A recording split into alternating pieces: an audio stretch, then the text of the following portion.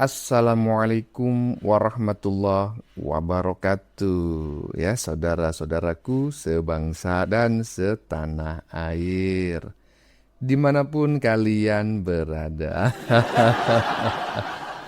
Berjumpa lagi dengan saya di Gaspol Update. Ya, teman-teman sudah pada tahu nggak nih? Ada seruan sekaligus mengandung provokasi dan ancaman dari para mahasiswa, ya, ingat loh ya, bukan mahasiswa tapi mahasiswa. Katanya mereka akan turun ke jalan, ya, alias demo besar-besaran untuk menurunkan presiden dan wakilnya. Mau ngakak, takut kentut. Gak apa-apa bang, kentut aja bang. Intinya kita harus waspada teman-teman ya. Inilah imbas Purbaya menolak pinjaman dari IMF ya. Saat ini rupiah akhirnya anjlok dan tujuannya sudah jelas, yaitu menggoyah stabilitas nasional ya. Hati-hati, sekali lagi saya sampaikan ya. Karena pihak asing itu banyak kaki tangannya di Indonesia ini gitu loh, termasuk mahasiswa-mahasiswa somplak itu. Bukan kaki tangan bang, apa keset. Nah, bagaimanakah videonya dan bagaimanakah respon netizen? Mari kita tonton bersama. Kemudian mari kita komentari bersama di bagian akhir video. Ini dia. Mahasiswa mengancam akan menggelar demo besar-besaran, ingin memakzulkan presiden dan wakil presiden seperti 98. Ingat, presiden saat itu dipilih oleh MPR, sehingga pada masa itu presiden disebut mandataris MPR. Sekarang presiden dipilih langsung oleh rakyat jadi presiden, dan wakilnya terima mandat langsung dari rakyat. Dan yang perlu kalian ingat lagi, korban paling menderita jika kerusuhan terjadi adalah kita sebagai rakyat kecil. Bukan mereka yang teriak-teriak tentang demokrasi. Bukan mereka yang teriak-teriak membela rakyat kecil. Mereka hanya ingin mengadu domba pemerintah dengan rakyatnya. Relakah kalian negeri yang kita cintai ini diadu domba oleh para kaum serakah itu? Jawabnya tentu tidak. Jangan terprovokasi oleh manusia-manusia bertopeng yang mengatasnamakan rakyat. Buat kalian yang setuju, bantu like serta komen dan share ya. Dan buat yang belum berteman bisa bantu follow. Iya, saya malah ingin tahu gitu loh. Emang beneran bisa menggerakkan mahasiswa seluruh Indonesia macam 98 lalu? Ingat loh, ini masa sudah berbeda. Dulu informasi itu tidak secepat saat ini, ya kan? Dulu masih bisa diprovokasi, dibohongi gitu kan. Nah, sekarang sebagian besar rakyat Indonesia itu sudah melek informasi. Kalian mau menjatuhkan Prabowo dan Gibran ya dengan apa? Dengan materi rupiah anjlok. Alah, nggak bakal bisa. Karena rakyat sudah tahu apa sebabnya rupiah anjlok gitu loh. Nggak percaya nih, coba lihat video habis ini ya toh. Lanjut. Video ini buat para mahasiswa yang lagi gerakin reformasi jilid 2, impeachment presiden, dan sejenisnya. Kalian coba luangin waktu 1 jam aja buat nonton 2 video Prof. Gema Astronaci ini. Judulnya itu The Untold Story. Part 1 itu cuma 20 menitan, sama part 2-nya itu 40 menitan. Gue jamin 1000% pandangan kalian sama manuver Presiden Prabowo itu bakalan berubah drastis. Gue gak ngomongin the whole government ya, karena pemerintah kita emang boroknya tuh udah banyak banget. Tapi video di Untold Story ini ngasih tahu manuvernya Prabowo sebagai presiden itu mind blowing banget. Dia rela dikerjain sama asing, dia rela dibully sama rakyatnya sendiri, dan tujuan dia itu cuma satu guys, cuma buat nyelamatin kedaulatan Indonesia. Merinding gua. Sumpah kalian harus nonton dah. Cuma 1 jaman doang totalnya part 1 so part 2.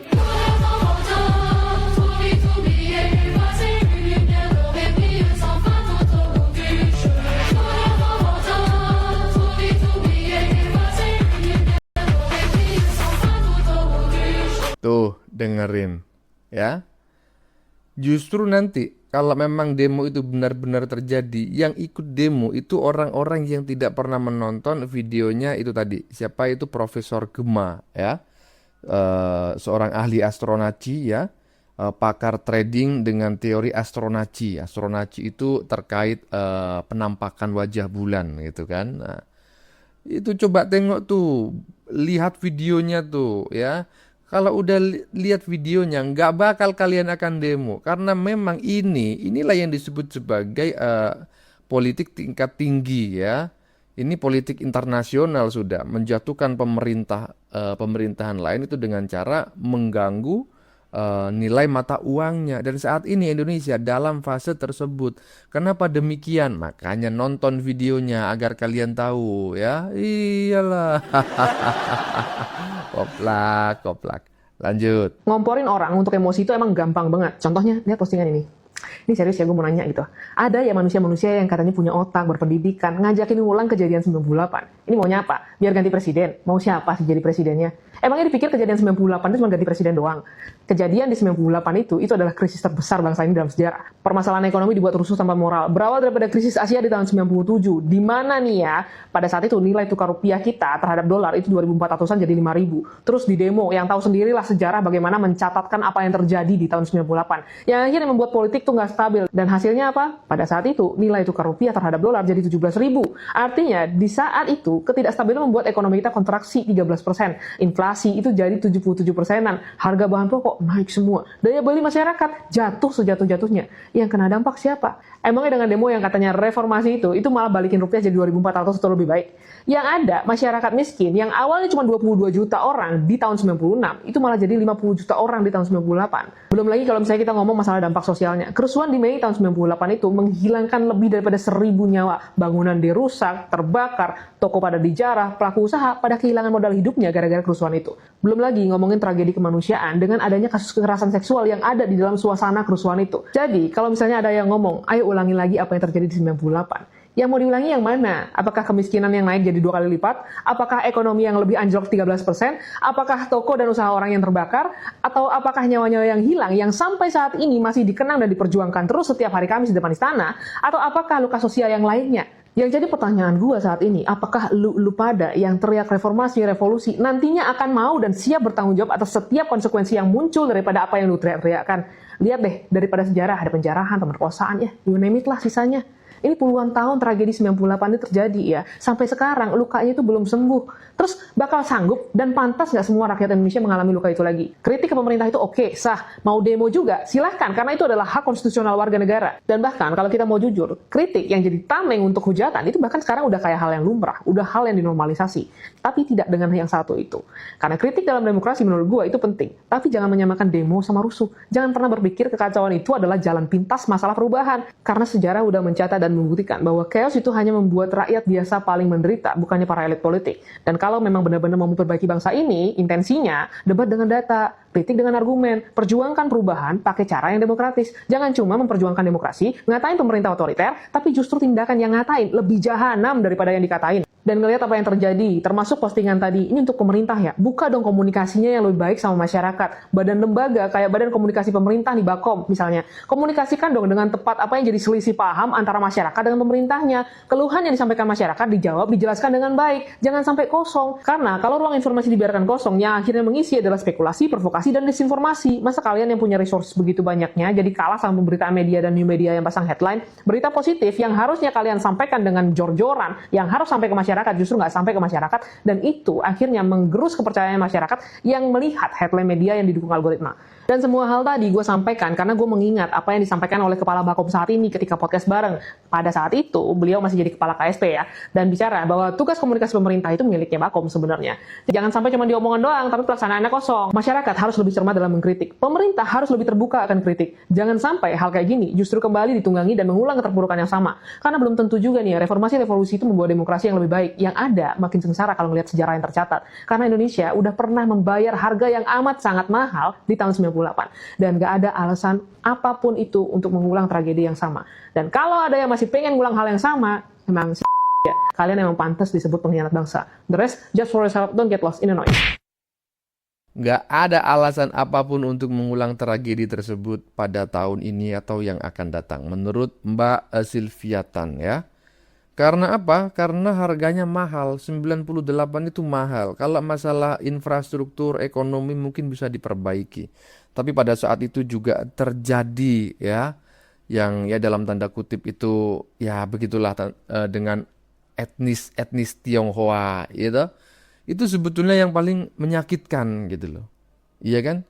Dan sekali lagi teman-teman ya, jangan sampai kita terprovokasi karena sudah jelas-jelas ya berdasarkan banyak pengamat ekonomi, anjloknya nilai tukar rupiah terhadap dolar itu bukan semata-mata karena memang Indonesia ini apa namanya itu anjlok, tapi sengaja dianjlokin gitu loh, ya ta? Paham nggak kalian? Sengaja dianjlokin dan itu kenapa ya? Karena Purbaya menolak pinjaman dari IMF. Iyalah Purbaya bukan kaleng-kaleng, bro. Lanjut. Demo reformasi jilid 2 itu akan terjadi guys, kalau misalnya pemerintah itu tidak bisa mengendalikan ekonomi dan juga rupiah itu semakin melemah, pasti akan didemo itu. Itu bukan hanya sekedar peringatan biasa dari mahasiswa itu mereka itu peringatan keras terhadap pemerintah, gimana caranya Pak Prabowo itu bisa kuatkan kembali rupiah gitu loh. Bahkan kemarin Menteri Keuangan hingga DPR itu dan juga Bank Indonesia bekerja sama untuk kuatkan rupiah kembali seperti biasa. Karena udah diperingatkan oleh mahasiswa untuk beri waktu 18 hari. Jika rupiah itu tidak dikuatkan kembali atau terus melemah, mereka akan demo besar-besaran. Ini seperti terjadi waktu Pak Harto dulu ya, di demo dan sampai turun dari kursi presiden. Aku takutnya nanti Pak Prabowo itu seperti gini gitu loh. Maksud saya gini ya, kita jangan gampang diprovokator lah untuk kedepannya gitu loh, untuk habis bulan ini. Karena aku yakin bulan Juli ini itu kalau misalnya rupiah itu pemerintah kita tidak bisa kembalikan rupiah itu ke 16.000 atau 15.000 atau terus melemah lah, itu bisa terjadi itu demo reformasi jilid 2 ini akan terjadi gitu. Dan untuk masyarakat biasa jangan gampang diprovokator. Kalau diajak untuk demo jangan deh. Kita lebih baik diam di rumah aja gitu. Kita harus mendukung pemerintah, apapun keputusan pemerintah itu yang terbaik untuk bangsa kita. Kalau kita ikut demo dan merusakkan fasilitas publik, itu akan menghancur negara kita sendiri gitu loh. Halah, ini konten kreator macam mana ini? Prabowo Gibran segera tumbang walaupun pakai tanda tanya gitu kan. Ya ini menurut saya adalah sebuah penggiringan opini yang tidak layak dilakukan. Ya mengingat apa? Prabowo dan Gibran ini tidak ada kesalahan apapun. Justru sebagai warga negara yang baik ya ketika pemimpinnya itu digoyang ya agar tergantikan gitulah ya dengan cara misalnya menurunkan nilai tukar rupiah dan lain sebagainya. Seluruh rakyat Indonesia dari Sabang sampai Merauke harus bersatu untuk melawan pihak asing yang ingin mengadu domba tersebut gitu loh, yang ingin merusak bangsa dan negara ini, bukan justru didukung dengan narasi-narasi yang koclak. Lanjut. Waktu Purbaya cerita dia ditawarin utang dari IMF, kan jawaban Purbaya sederhana. Saya menolak utang itu. Apa yang salah dari itu? Dan saya lihat IMF itu senyum-senyum kecut. Purbaya lupa. IMF itu bagian dari Unholy Alliance, dari aliansi busuk panggung global. Itu ya. Artinya ketika kita ngelihat, ini bukan kajian Ihsanuddin Nursi loh. Ini kajian Global South dan kajian kelompok-kelompok kritis tentang peranan IMF, World Bank, dan WTO. Oke ya. Ketika Purbaya menyahuti dengan benar begitu, dan kemudian Purbaya mempublish tentang, saya melihat IMF senyum-senyum kecut. Purbaya sedang mengirim sinyal negatif. Itu yang nggak bagus. Dalam dunia keuangan, trust, building market trust, membangun kepercayaan investor, itu dimulai dengan how you make a good impression. Bagaimana Anda membuat impresi yang bagus, membuat orang percaya bahwa Anda memang bisa dipercaya karena reputasi, karena profesionalitas, karena prudensialitas, bukan dengan kata-kata. Jadi bukan kemudian saya melihat bagaimana mereka senyum kecut ketika saya menolak tawaran utang 25 sampai dengan 30 miliar US dollar disebabkan oleh fondasi kita masih kuat.